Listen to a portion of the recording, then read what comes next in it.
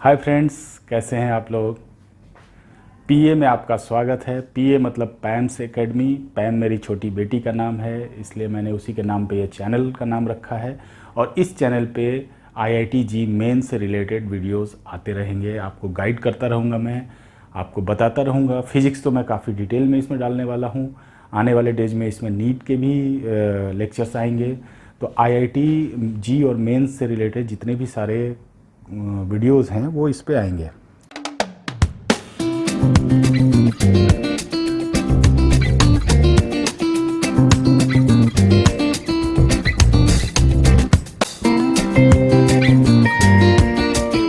इस वीडियो में मैं आपसे थोड़ी सी थ्योरेटिकल बात करना चाहता हूँ। ये समझाना चाहता हूँ कि अगर आपने ये ठाना है कि आपको आईआईटी जी क्वालिफाई करना है, आपको आईआईटी में जाके पढ़ना है, तो आपकी स्ट्रेटेजी क्या होनी चाहिए। तो आप उस हिसाब से अगर आप अपना स्ट्रेटेजी बनाएंगे तो डेफिनेटली आप आने वाले डेज में काफ़ी अच्छा कर पाएंगे। मैं ये गारंटी तो किसी के बारे में नहीं ले सकता कि आप क्वालिफाई कर सकते हैं, लेकिन अगर आपने ये वीडियो देखा तो आपके जी मेन में क्वालिफाई करने की जो संभावना है 90% बढ़ जाएगी। 90%, ये मेरी गारंटी है। क्योंकि आज आपको ये समझ में आ जाएगा कि आपको अपने पढ़ाई को किस तरह से करना चाहिए।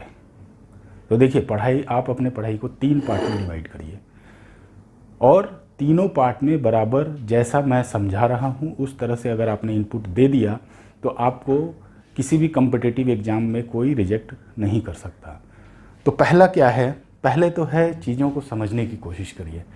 जितने भी आपके टॉपिक्स हैं, जितने भी सिलेबस में कोर्स हैं, उन सारे कोर्स को 3 भाग में डिवाइड करिए। पहला है थ्योरी का कॉन्सेप्ट क्लियर करना, दूसरा है बहुत ज़्यादा प्रैक्टिस करना, और तीसरा है कुछ चीज़ों को याद रखना।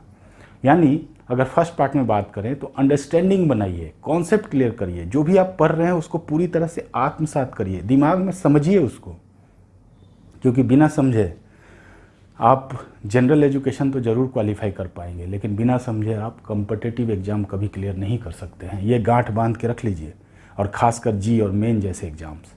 तो इसके लिए आपको फिजिक्स हो या केमिस्ट्री हो या मैथमेटिक्स हो, सबसे पहले आप अपने अंदर एक अंडरस्टैंडिंग डेवलप करिए। तो चीज़ों को पढ़िए, उसको पढ़ते समय बहुत ही ध्यान से पढ़िए। क्या लिखी हुई है, क्या डेफिनेशन है, क्या फार्मूला है, फार्मूला कहाँ से ड्राइव हो रहा है, डेफिनेशन से कैसे फार्मूला आ रहा है, और साथ साथ कुछ छोटे मोटे न्यूमेरिकल भी सॉल्व करिए। जब भी आप पढ़ते हैं उस समय जो कोई अच्छी किताबें पढ़ेंगे आप, तो उसमें थ्योरी के साथ साथ आपको एक छोटा मोटा एग्जाम्पल भी दिया रहता है। आप उसको खुद से सॉल्व करने की कोशिश करिए। जब आप पढ़ लेते हैं एक थ्योरी, कुछ समझ लेते हैं, कोशिश करिए कि समझ लें। जब आपको लगता है कि मैं समझ चुका हूँ, तो उस प्रॉब्लम को सॉल्व करिए जो कि सिर्फ उसी बेसिक थ्योरी से रिलेटेड होगा। और अगर वो प्रॉब्लम आपसे सॉल्व हो रहा है तो समझिए कि हाँ, थोड़ी बहुत अंडरस्टैंडिंग बन रही है। लेकिन मैं आपको एक चीज़ और सलाह देना चाहूँगा कि थ्योरी जब भी पढ़िए, एक बार में उसको अच्छी तरह से समझिए, उसके बिना उससे आगे मत बढ़िए। क्योंकि अगर आप छोड़ के पढ़ेंगे और आप सोचेंगे कि मैं बाद में फिर से आके इसको वापस पढ़ूंगा, समझूंगा, तो इससे क्या होगा कि आपको बार बार टाइम वेस्ट होगा। जैसे मान लीजिए आपने कोई टॉपिक है, सपोज करिए कि वेक्टर है। वेक्टर आपने पढ़ने के लिए स्टार्ट किया और आपको लगा कि यार थोड़ा दिमाग में घुस नहीं रहा है, इसको मैं बाद में पढ़ूंगा। तो क्या होगा? फिर से आपको जीरो से लेकर पढ़ाई करनी पड़ेगी। तो जब भी आप वेक्टर्स के थ्योरीज पढ़ें तो उसको अच्छी तरह से समझ लें। एक बार जब आत्मसात हो जाए, आपको लगे कि मैं समझ चुका हूँ, तब आप न्यूमेरिकल प्रैक्टिस करना शुरू करें। तो क्या होगा, जो आपकी अंडरस्टैंडिंग है, आपको पता चलेगा कि सही में मैं समझा हूँ या नहीं समझा हूँ। अगर कहीं लैक होगा, कहीं छोटी मोटी चीज़ें जो बच गई होंगी, वो आपको न्यूमेरिकल बनाते बनाते क्लियर हो जाएगा। तो एक बार आप थ्योरी पढ़ लीजिए, अच्छी तरह से अंडरस्टैंडिंग कर लीजिए। उसके बाद आप उसमें अच्छा खासा प्रैक्टिस करिए। जो भी बुक है, कम से कम टेक्स्ट बुक में जो प्रॉब्लम्स दिए हुए हैं उसको अच्छे तरह से लगा लीजिए, सारे प्रॉब्लम्स। क्योंकि अगर टेक्स्ट बुक है, जैसे एच.सी. वर्मा की अगर किताब आप फॉलो कर रहे हैं, फिजिक्स के लिए मान लेते हैं, तो एच.सी. वर्मा के सारे जितने सॉल्व्ड एग्जाम्पल्स हैं, अनसॉल्व्ड एग्जाम्पल्स हैं, जितने उसके ऑब्जेक्टिव क्वेश्चंस हैं, सारे आपको लगाने चाहिए। क्योंकि अगर सारा प्रॉब्लम अगर आपने सॉल्व कर लिया खुद से, कोशिश करिए कि खुद से करें। थोड़ा बहुत हेल्प लेने की ज़रूरत पड़ेगी, उसके लिए मैं हूँ यहाँ पे, आपको गाइड करता रहूँगा कि कैसे करना है। तो एक बार आपने उस सारे प्रॉब्लम्स को लगा लिया खुद से, तब समझिए कि अब मैं ये चैप्टर जो है समझ चुका हूँ। अब मैं तैयार हूँ हर जगह से चैलेंज लेने के लिए। उसके बाद जब आपकी इतनी तैयारी हो जाए, अब इसमें आपको ये भी देखना है कि कुछ चीज़ें आपको याद रखनी पड़ेंगी। क्या क्या चीज़ें याद रखनी है उसको याद भी करिए। तो ये तीनों ऐसा नहीं है कि खाली अंडरस्टैंड कर लेंगे तो आपका हो जाएगा। तो पहला है अंडरस्टैंडिंग। इसके बारे में मैंने बता दिया, एक बार में पढ़िए, अच्छी तरह से समझ लीजिए, इसको फिर रिवाइज करने की ज़रूरत नहीं पड़ती। खासकर इस लेवल में अगर आपने अच्छी तरह से अंडरस्टैंड कर लिया तो दोबारा इसको फिर से पढ़ने की ज़रूरत आपको नहीं पड़ेगी, क्योंकि अगर आपने एक बार समझ लिया है तो वो दिमाग से कभी स्लिप नहीं होगा। जैसे आप साइकिल चलाना अगर सीख जाएं तो आप कभी साइकिल चलाना भूल नहीं सकते। उसी तरह जैसे ही आप सब्जेक्ट को समझ जाएंगे वो आपके दिमाग से बाहर नहीं निकलेगा। तो आपको इसका रिवीजन नहीं करना है, ध्यान रखिए, इसका रिवीजन नहीं करना है। अगर रिवीजन करने की ज़रूरत है इसका मतलब आपने समझा नहीं है। उसके बाद है दूसरा है प्रैक्टिस। देखिए प्रैक्टिस करना क्यों ज़रूरी है। जो आपकी थ्योरी जो आपने समझा है उसकी जांच होती है प्रैक्टिस से। तो जितना ज़्यादा हो सके न्यूमेरिकल लगाइए, लेकिन पहले बेसिक्स न्यूमेरिकल जरूर लगाइए, छोटे छोटे न्यूमेरिकल जो कि बहुत छोटे छोटे हो, छोटी छोटी कॉन्सेप्ट के ऊपर हो। उन न्यूमेरिकल को जब आप लगा लेंगे, यार आज तो मक्खी तंग करके रख दिया। उन न्यूमेरिकल्स को अगर आप लगा लेंगे तो आपके अंदर एक बेसिक अंडरस्टैंडिंग हो जाएगी कि हाँ मैंने इस सब्जेक्ट को अच्छी तरह से समझ लिया है, अब मैं कहीं से भी चैलेंज लेने के लिए तैयार हूँ। फिर आप जी और मेंस के जितने भी पुराने ईयर्स के क्वेश्चंस हैं उसको लगाना शुरू करिए और रेगुलर प्रैक्टिस में रहिए। तो आपका तीसरा है मेमोराइजेशन, मेमोरी।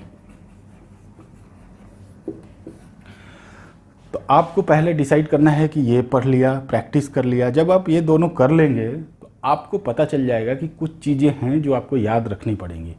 वो कौन कौन सी चीज़ें हैं, हर स्टूडेंट के लिए वो अलग अलग चीज़ें होती हैं। हर स्टूडेंट अलग अलग चीज़ें भूलता है।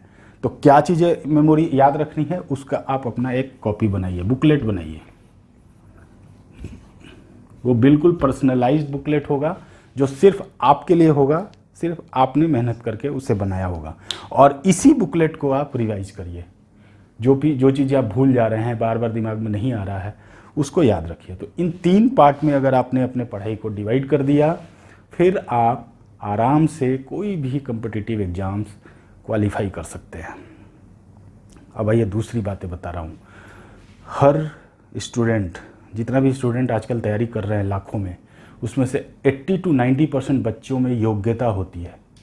लेकिन ये योग्यता जो है वो अपने योग्यता होने का मतलब कि उनके अंदर टैलेंट होता है, लेकिन फिर भी वो क्यों नहीं क्वालिफाई कर पाते? इसलिए क्योंकि वो अपने टैलेंट को मैनेज नहीं कर पाते, वो अपने टैलेंट से बेहतर नहीं निकाल पाते हैं।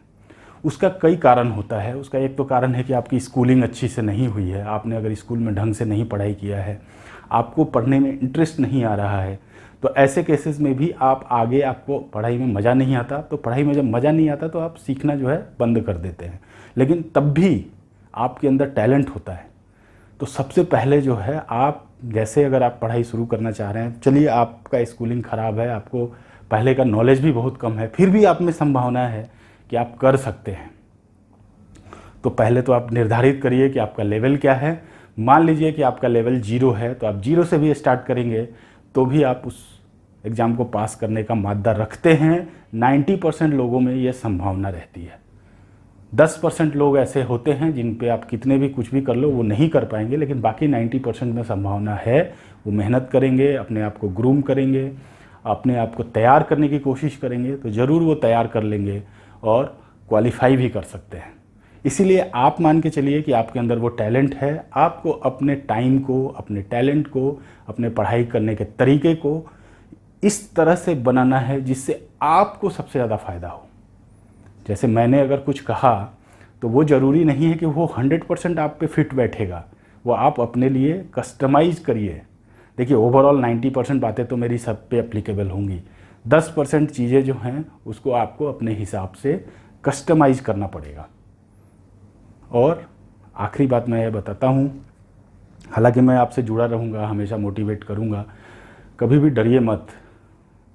ज़्यादातर बच्चों को डरा दिया जाता है। जितने भी कोचिंग इंस्टीट्यूट वाले टीचर हैं ये डरा देते हैं बच्चों को। जब बच्चे जाते हैं कोचिंग में पढ़ने, उनको पहला, दूसरा, तीसरा क्लास इस ढंग से पढ़ाया जाता है, उनको ऐसा बताया जाता है कि IIT जी नहीं हो गया, कोई बहुत बड़ा 30 मार्ची हो गया, कोई हवा हो गया। उस हवे में बहुत सारे बच्चे डर जाते हैं और रेस से पहले ही बाहर हो जाते हैं।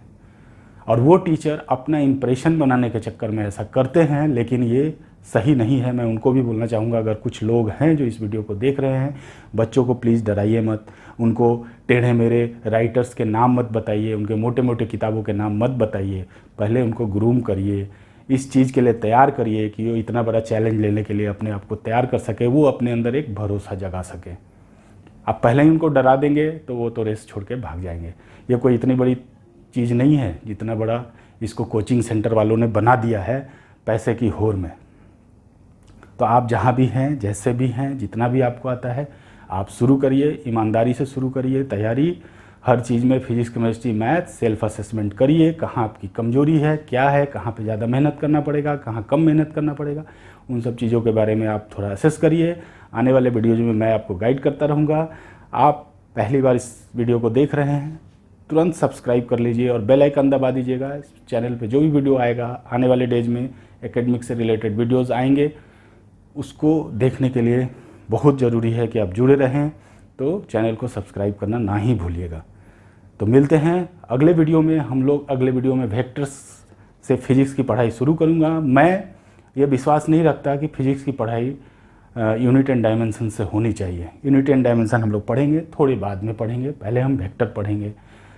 तो यूनिट डायमेंशन थोड़ा सा टफ हो जाता है कई बार, क्योंकि कई सारे उसमें जो फिजिकल क्वांटिटीज़ हैं बच्चे उसके बारे में जानते नहीं हैं और आप उसके बारे में उसको पढ़ाए जा रहे हैं, उसकी यूनिट समझाए जा रहे हैं, तो थोड़ा सा डर बन जाता है बच्चों के अंदर।